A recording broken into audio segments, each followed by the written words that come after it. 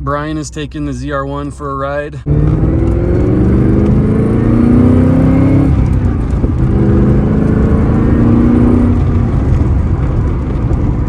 that feels good. One thing I can say is it's tight. That's probably the biggest thing I can say about it. I've always loved the ZR-1, so this has been a super treat.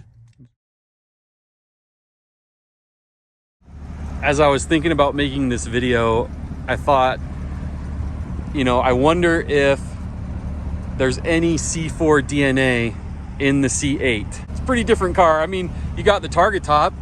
There's one thing. It has a target top.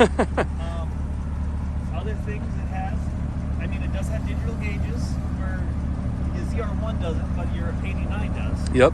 So it does have digital gauges, and my dad had an 89 for a while. I love the 89. I love that retro gauge cluster and all of that. They don't have the same thing here, but it does have a digital gauge cluster, so that will carry over.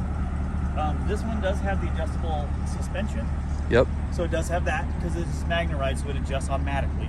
So it does have that, which is similar. What else is?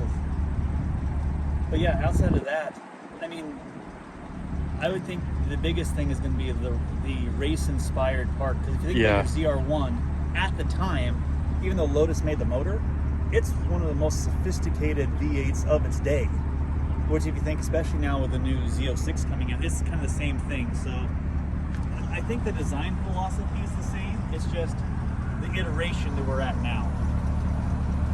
Yeah, and I'm sure if we thought about it more, we'd come up with more things. Yeah, but just initially, first glance, absolutely you know, this C8 is a totally different animal.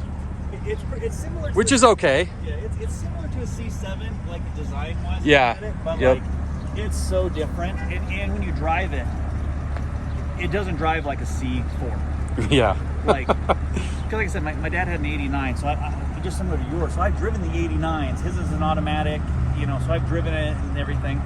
This won't do, it'll do totally different things.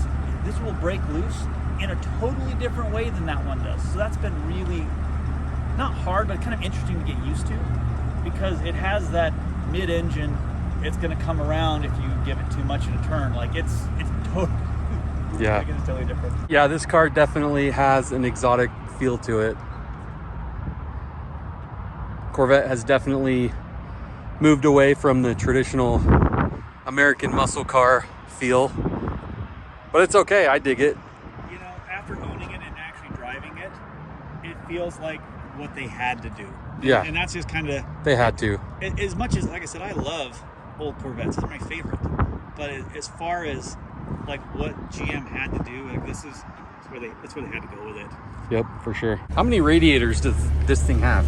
It has 7 or 8. It's at 2. Yeah, it's at 205 right now, just sitting here. Wow. I mean, I guess just sitting here, that's not too bad. No, but it is one of those things. Kind of makes you nervous.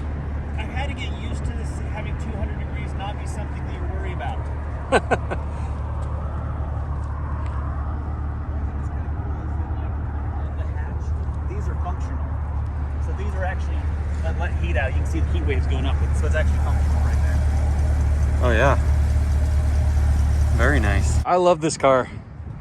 It's not perfect. I'm still working through a few things, but overall, it's a very awesome and impressive car. The LT5 is amazing. That's more impressive to me as a Corvette guy to look at this motor than look at my own. Even though this is in the rear and that's totally different, that's impressive in itself. Yep. From like an actual engine standpoint, it's like, oh man, yours is way cooler than mine.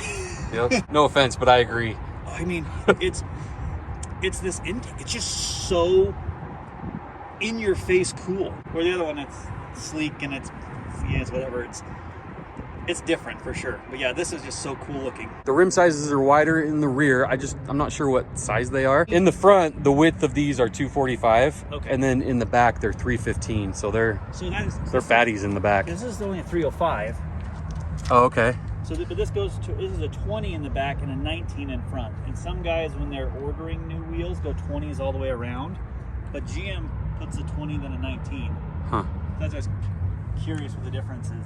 So in the back here we have 305, 30, 20. And then it's 245. 245, 35, 19 here. 245, 35, 19. Yeah. So very similar size outside of the rim size to what you have on the front here.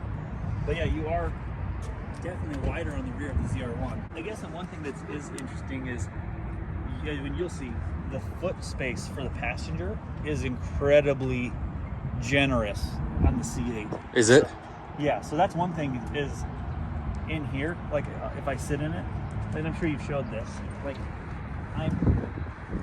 feet are touching on the side rails. Yeah.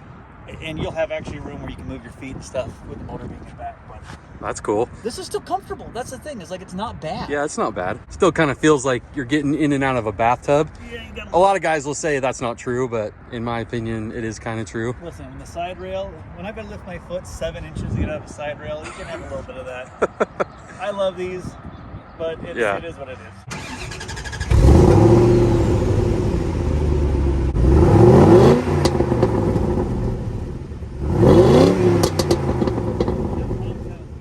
Yep.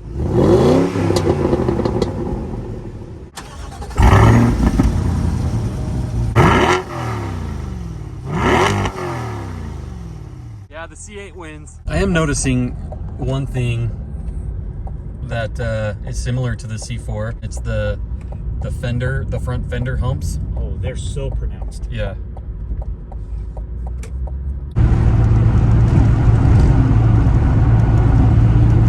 As I look at the side mirrors, I can see the big rear quarter panel bolsters, and they're huge.